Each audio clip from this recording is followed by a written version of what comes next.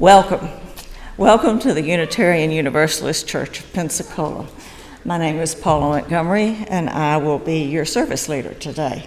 I want to remind you to silence your electronic devices if you have any with you, whatever they are. I'd like to take a few moments to welcome any guests that we have today.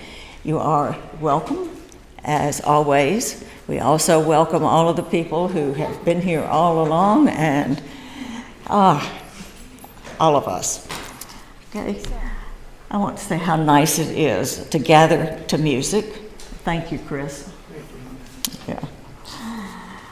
At this point, I'm going to call up Laurie Winterberg, and she has a special set of things for us.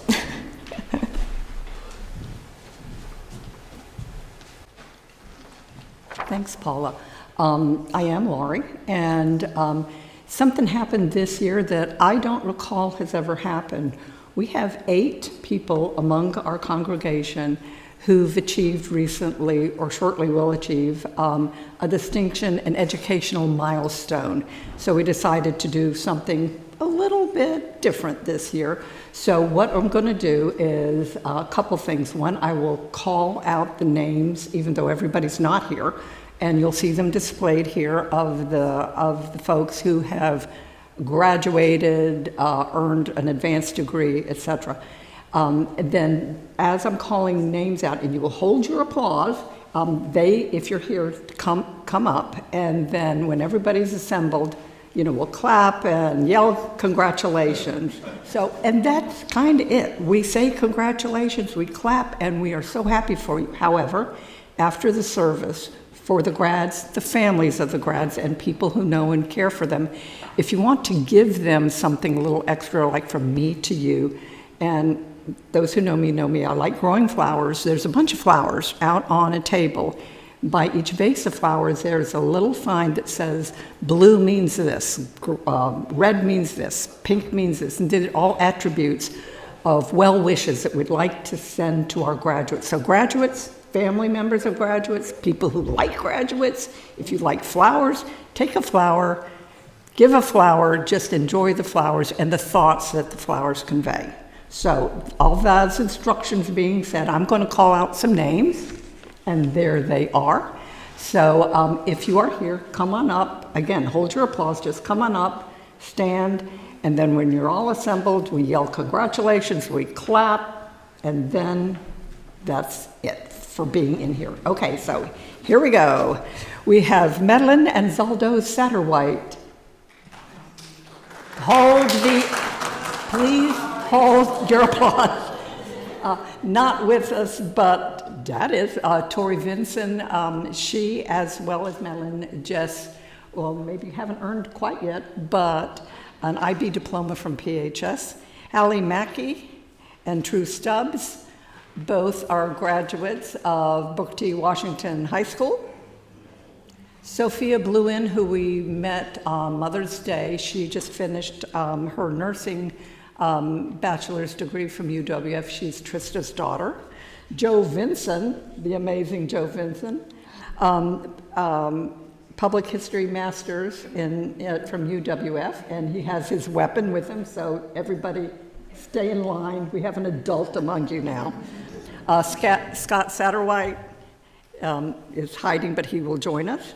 Trista Bluin is our last honoree. She's not able to be here. She's not feeling that well. But in June, she'll be ordained as the Reverend Trista Bluin from One Spirit Seminary. Okay, everybody's here. Here they are.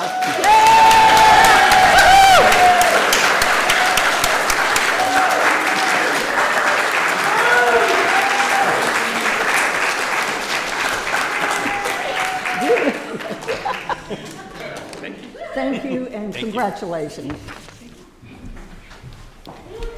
We have every right to be proud. All right, at this point, I'm going to go ahead and light the chalice. And where's Julie? She has our reading for that.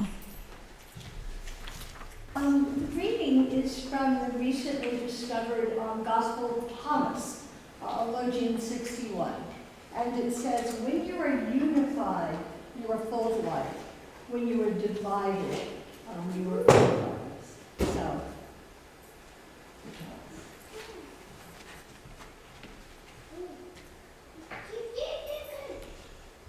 Okay. Now, if you will, rise, and we will say together our covenant. Love is the spirit of this church, and service its law. This is our covenant, to dwell together in peace, to seek the truth in love, and to help one another. And now we will sing our children out to their classrooms. Go now in peace, go now in peace. May the spirit of love surround you everywhere, everywhere you may go. Thank you. You may be seated. In fact, it's time now to continue to arrive. Put your feet flat on the floor and hands on your thighs. Can't hear me. I'm not in the microphone. It's time to finish arriving. So if you will sit down and put your feet on the floor, put your hands in your lap, and you can close your eyes or you can leave them open and read the principles. But this is time for centering.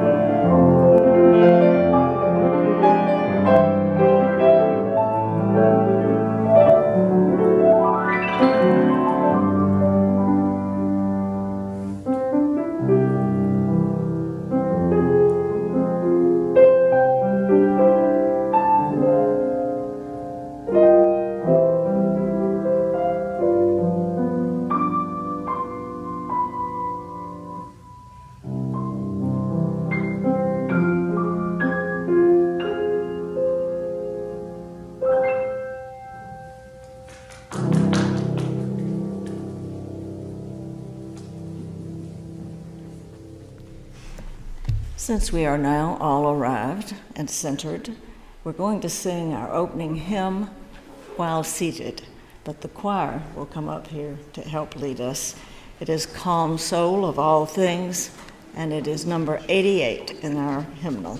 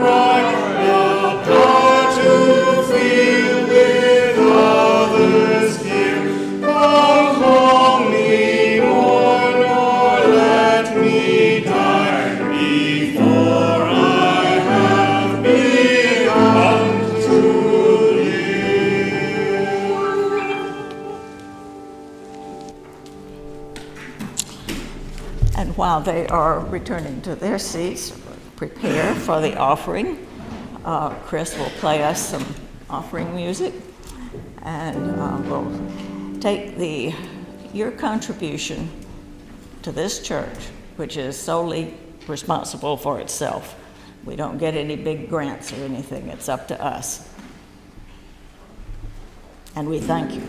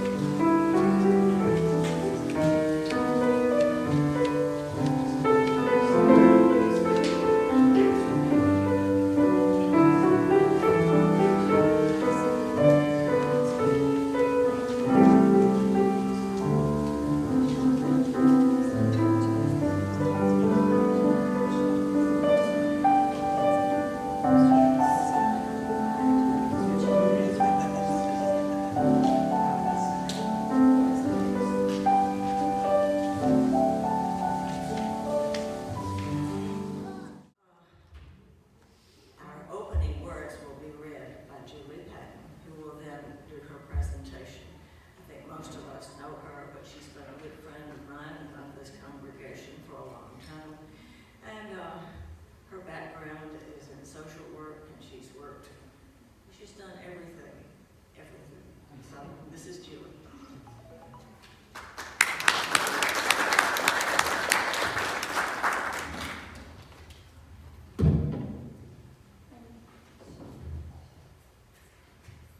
I'm somehow very concerned with the aesthetics today, so we'll just move that microphone. Okay, the second music. Now I understand that there are two melodies playing, one below the other, one easier to hear, the other lower, steady, perhaps more faithful for being less heard, yet always present. When all other things seem lively and real, this one fades.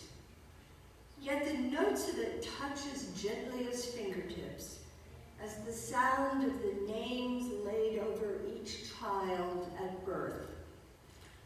I want to stay in that music without striving or cover. If the truth of our lives lies in what it is playing, the telling is so soft that this mortal time, this irrevocable change becomes beautiful. I stop and stop again to hear the second music. I hear the children in the yard, a train, then birds. All this is in it and will be gone. I set my ear to it as I would to a heart. Andy Lightheart, the second music. Okay, I don't know how much I'll walk around, but that's going to be my effort. Those of you, well, I'd like to say first of all how happy I am to be here. I have been affiliated with this congregation since probably about 1987, when I moved back here to my childhood home from Philadelphia. And at that point, it was clear to me that I probably needed to get involved with the church, but what church was really the question. I had been a philosophy major. I was very unaccepting of the faith in which I'd grown up, and I just didn't really know how to find these people that would be some of the fellow travelers in my life. And so I read in the paper one day that Michael Cedar, does anybody remember Michael Cedar? Yeah.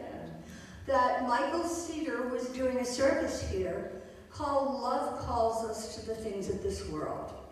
Now that is a poem that I have loved for a long time by Wallace Stevens. No, probably Richard Goldberg, probably.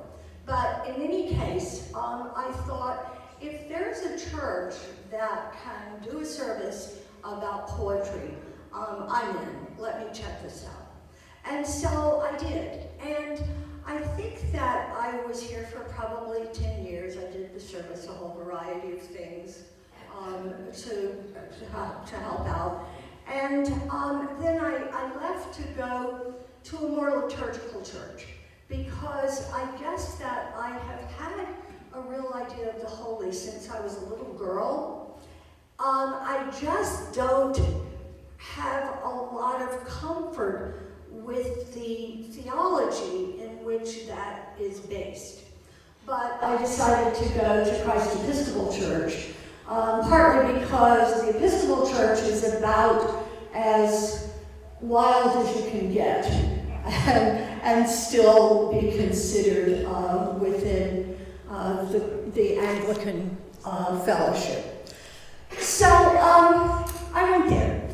And I was not always happy with the way that things were going in that church. And I had real questions about whether to say the creed and all of those things. But I loved music, I loved the tradition, I loved the poetry of the liturgy. And it really seemed more like a church to me than the situation in which people really celebrate the Unitarian faith in the South. Now, I don't know, I didn't go in the North.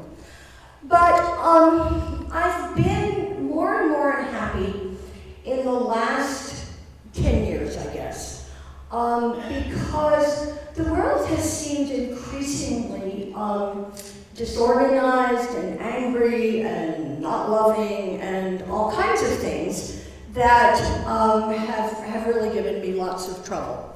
And so I've recently been studying some theologians who have different ideas about what the theology should be. And I have finally, at this advanced age, I'm 77 now, I've finally found and made a kind of a religious affiliation that I can live and die with. And so I wanted to share it with you this morning because what this service is about is kind of restoring sacred presence in a world that seems very disenchanted to me. We don't have any plausible, none of the major world religions have any plausible theology or cosmology, so that people who go to those churches and participate in those programs really are not, have often to accept many things, thank you, that really don't seem plausible to them in order to get the good stuff, which is the feeling stuff that has to do with sacred presence. And what's happening right now is that membership is dropping in all of those major denominations, except the charismatic. In addition, in our larger society, there's just fierce disagreement that includes things like the firing of our school superintendent on Tuesday night, and a lot of hatred between the two factions, a lot of questions about what Christianity is, what religion is, and so forth. And I think that those are good reasons that membership is dropping. But in addition, and I think also that this disagreement about religion is one of the major issues that's fueling the religious right and all of the tensions that we have in this country about what we believe. And we've gotten to the point where we can't even agree on what a basic fact is, whether something happened or whether it didn't happen. whether something is true or whether it's not true. And so it's become not only a very uncivil discourse most of the time for those of us who are interested in any sort of political activity, but in addition, an unresolvable one. And so my feeling is that things were really falling apart. And I think that I am working now with a theologian whose name is Cynthia Bourgeault, who says that actually that's true. Things are falling apart. Our society is falling apart. Lots of things are falling apart with our planet because it's time for us to make a transition to another level of consciousness. We have been involved with a rationalist, mentalist level of consciousness since really the 13th century. And it's been great for us. By using that rational method, the scientific method, we've made all kinds of improvements, and we've cured diseases, and we've gotten rid of things like typhoid and some kinds of cancers, and a whole variety of things. So we've built cities that really are on water and tower many, many stories above the earth and so forth. And so it's worked very well for us. But what Bourgeault says is that at this point, that success is playing itself out.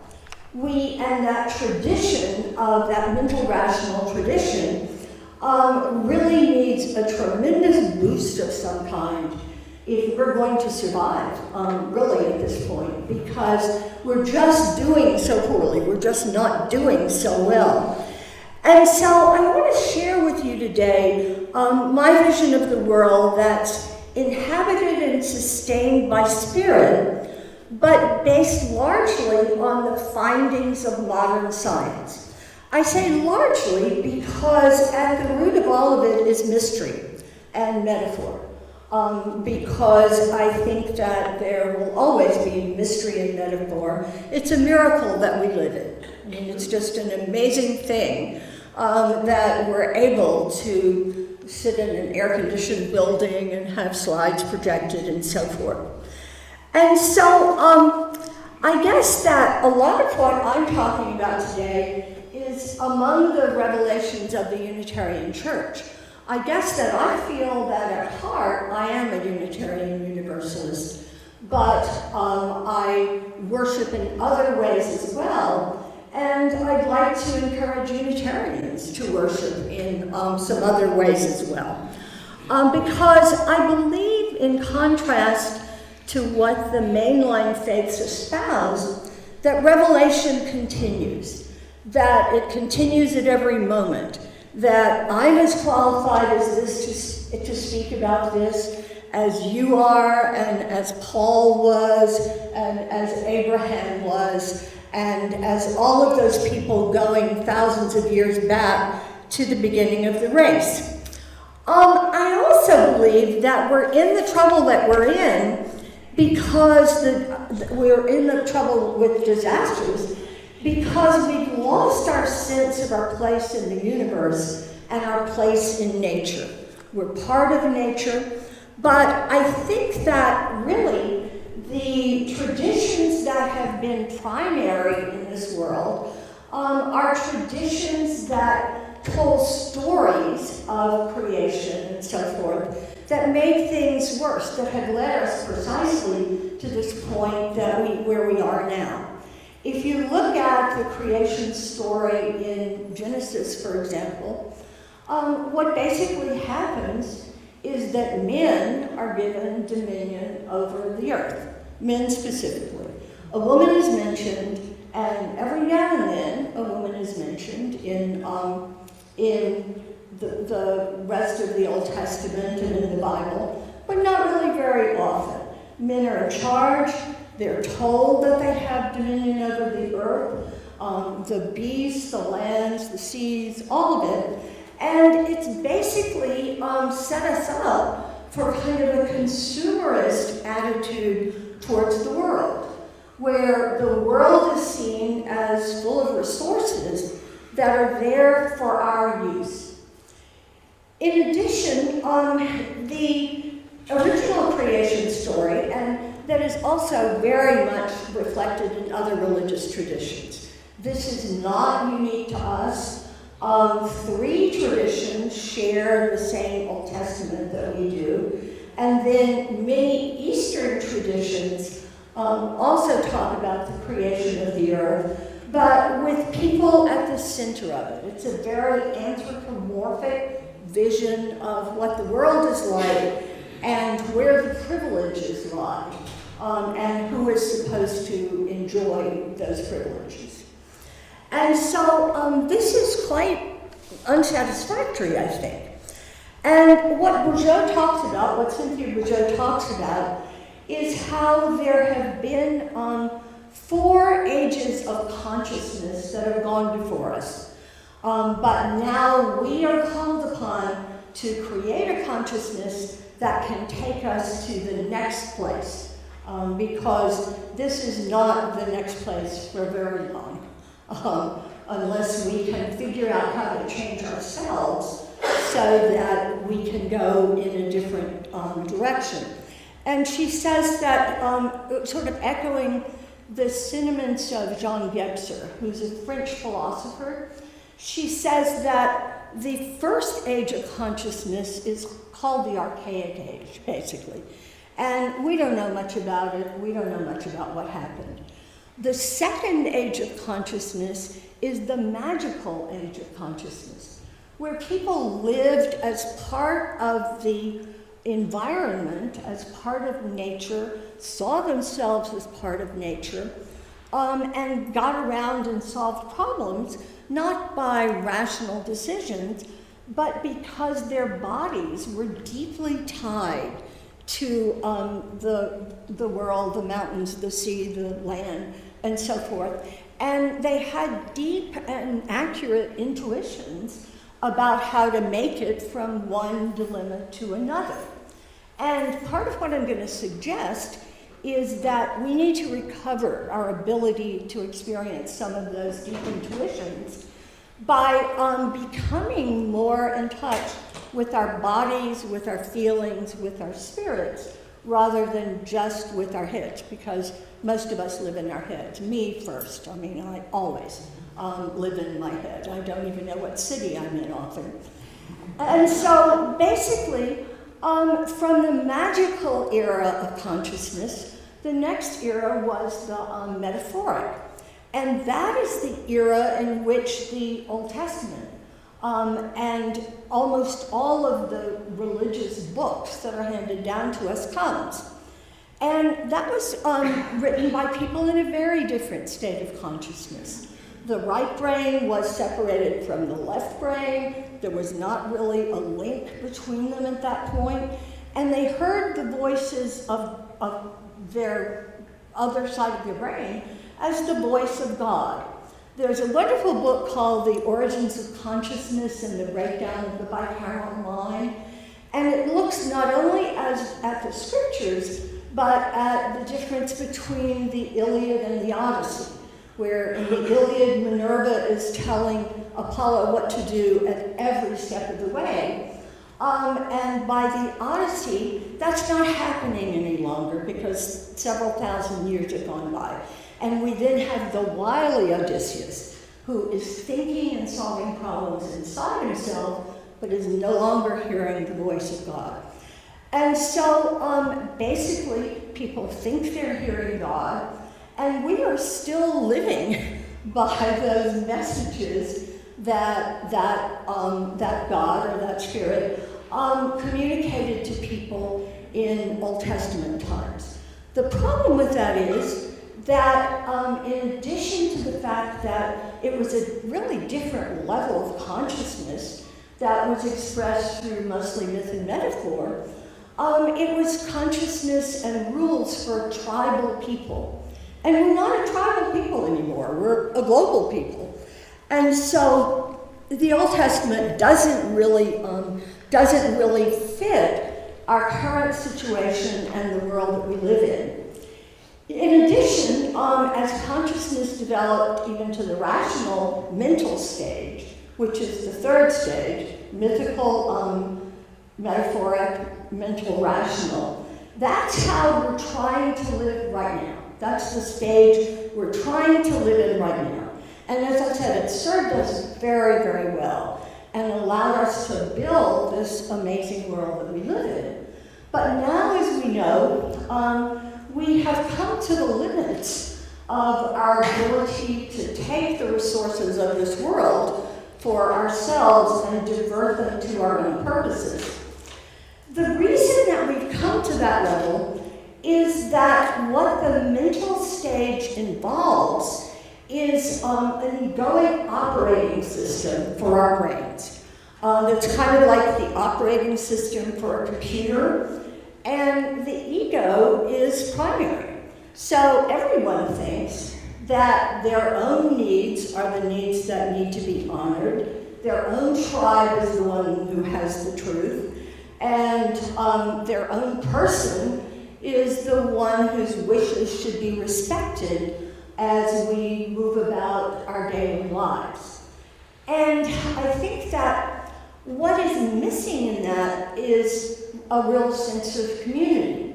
We used to have religions that insisted that people be part of community, because in most tribes throughout the history of the race, you were expected to show up every Sunday morning, be there, and Sunday night too, and you were expected to do the things that the very concrete rules told you to do. When I was a little girl, in my household, we couldn't even sew on Sunday because my stepfather saw that as work. And so at the moment, we are, in our human consciousness, the most involved and sophisticated group of people, or consciousnesses really, that we know about. But we really need to make a change and become more sophisticated, because our world has become much, much more complex. And so we're in a liminal period right now. You know, those liminal periods are the points between the no longer and the not yet.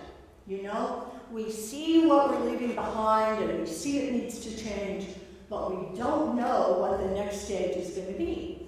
And the reason we don't know what the next stage is going to be is that, in some senses, that depends on us. As the most advanced consciousnesses we know about, basically it's up to us to figure out how to change things so that the earth is not seen as a resource for our use, but as seen as a sacred place in which we live and move and have our being, and we are very much in tune with its laws and so forth. And fortunately, we really are equipped to do that at this point, because we have from science a new story of creation. And Scott, hey Scott, we need those Hubble photos, the looping stars, okay. And if you just put it on slideshow and let it loop, it ought to do that by itself. I hope it will. Okay, so what we have in these slides are the pillars of creation. And I think the choice of the pillars of creation as the name for these Hubble photos is really deeply symbolic, because it echoes and reverberates back through our history and our ideas of pillars, and it suggests a dynamism and a creativity that our science is finding is part of the world. So I have a number of photos that will change, and what you see is evolution even there, because the first photos, this is the third in the series, are from the Hubble telescope. But then near the end are the photos of the Webb telescope. And as you can see, they're much more detailed and much more, we're not quite to them yet, the ones with thousands and thousands of stars, rather than just a star every now and then, are web photos. That's one of them. And so what we need to do is get our consciousness back to a place where we're part of the story, because we are part of the story. What we know is that from science is that with the Big Bang, and first of all, it's important to say we're still in the realm of the metaphor, because the Big Bang, I mean, what is that really? What does that mean happened? You know, it's just a way of expressing the point in which the universe went from empty to fuller and fuller and fuller and fuller. Lots of things. But I think that what it's really important to say is that the universe is still full of space and full of emptiness. And that's where the possibility for us lies, because it's in the process of creation. It's a process universe. It's not something that was created at one time and still stands as it was then. It's dynamic. In that emptiness, what we're finding in quantum physics really is that there's some energy or presence or something. And I guess that in the course of my evolution, I've come to think of God as energy. That's what I think God is. And I think that we have the capacity to divert that energy in one direction or another. We have the principle of indeterminacy, which says that when an event begins to unfold, we really don't know, especially on the quantum level, how it's going to come out. And that's what we've always felt about freedom, about the fact that something is given, but then beyond that, there's a certain freedom we have to go in one direction or another. And I guess to me, that's the promise of our world and our universe right now. We think that our planet is at risk of dying, and it is, but we don't really know that that's going to happen. And I guess that I've come to feel that we're all co-creators with God, that the next program, I'm going to do another program in July, because this is sort of a vast topic, and I decided to start with outer space today, you know, the world in which we live, and move on to inner space at the program at the end of July. Because that's where the real challenge for recreating ourselves comes. We have to remake ourselves so that we are different kinds of stewards with other people. And Bourgeois, the person I talked about, says that our purpose here is learning how to love, and I think for Unitarians, this is not an odd concept. There are 3 little books that I have with me that, the first, I took the title Recovering Sacred Presence from a little monograph by a woman named Mary Coelho, whom I met at a Jungian conference several years ago. And I just was very excited by this because she was a science teacher who became a theologian. And basically, she's able to explain some of the things like the quantum physics concepts in ways that even I could understand. And I had a lot of trouble with physics. And then Cynthia Bourgeois, this is an amazing little book that actually says what her theology is and what her beliefs are. And I'm involved with a wisdom community throughout the world, actually. It's in Maine, but it also has participants from all over the world.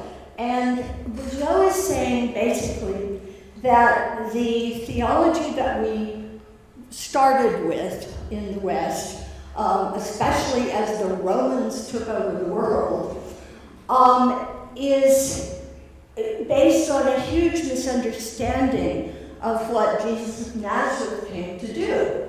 That Jesus of Nazareth didn't come to save us from our sins or take us to heaven or any of those things, but that he came to help us find the way to develop and use the spiritual technology that we now find is available, so that we change ourselves and become at a higher level than the egoic operating system. We become more concerned with a wider world, and I guess that was my, that has been my quest in the last 15 years. As Dr. Sonnenberg used to talk about with cancer patients, I'm kind of on the runway waiting for the final journey, or I am basically studying for the finals. And I guess at that point what I felt I wanted for myself was a larger story than the story of this little 3-layer cake that's the earth that we live on. So I'm being much more respectful of time than I would like to be, because I know that we started out behind. And I'm going to say that that's what I'm going to talk about next time. That what I'm going to talk about are the spiritual technologies that we're aware of. Herbert Benson, for example, has been studying the relaxation response for the past 30 or 40 years. He's a cardiologist who thought it would help his heart patients. And Paula and I have been to several conferences that he's done where he brings people from spiritual traditions throughout the world. And so we have the capacity to move towards a global spirituality, a cosmic spirituality. It's a very large cosmos, folks. And it's expanding all the time. It's expanding. And that's really what I'll be talking about next time. But I just wanted to leave you with the idea that there are times when I am very despairing right now, but this is not one of them. For one thing, I've been getting ketamine injections. And so that has helped a lot with a very deeply seated depression that I've always had, but that became much more acute in the Trump years, I'll just say. And that itself is an advance in science. It's the first time in my lifetime of depression that anything has been really helpful. And I'm really trying to be transformed now, to be more loving, to be more open, to be more friendly, etc.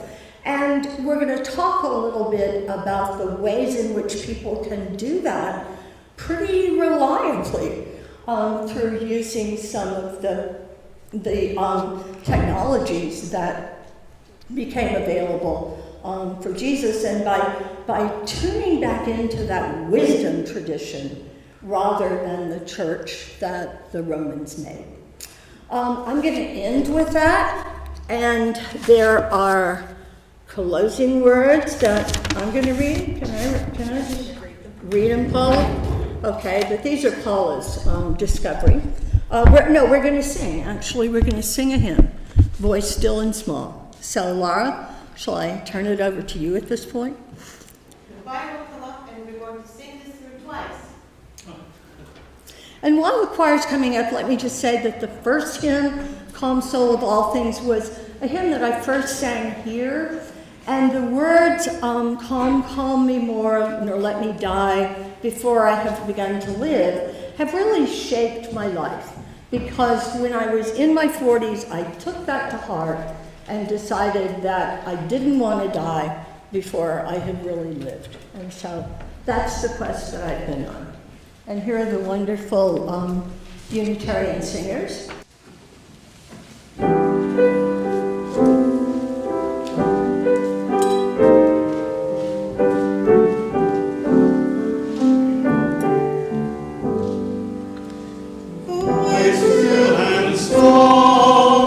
Deep inside all